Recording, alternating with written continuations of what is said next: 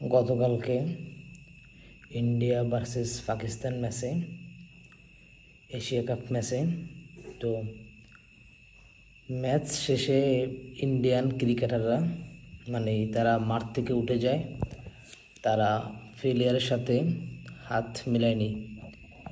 Cricket হলো একটি ভদ্রলোকের খেলা, তো এটা অনেক বড় একটা অন্যায় হয়েছে যে তাদের তাদের দেশের যুদ্ধ বিভিন্ন কথা বিভ্রান্তি সম্পর্ক খারাপ তাদের দেশে।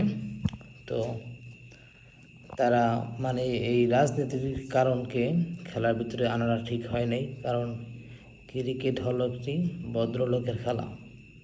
ক্রিকেট একটা সামাজিক খেলা, তো এটার ভিতরে রাজনীতিকে জড়ানো সম্পূর্ণই ভুল হয়েছে।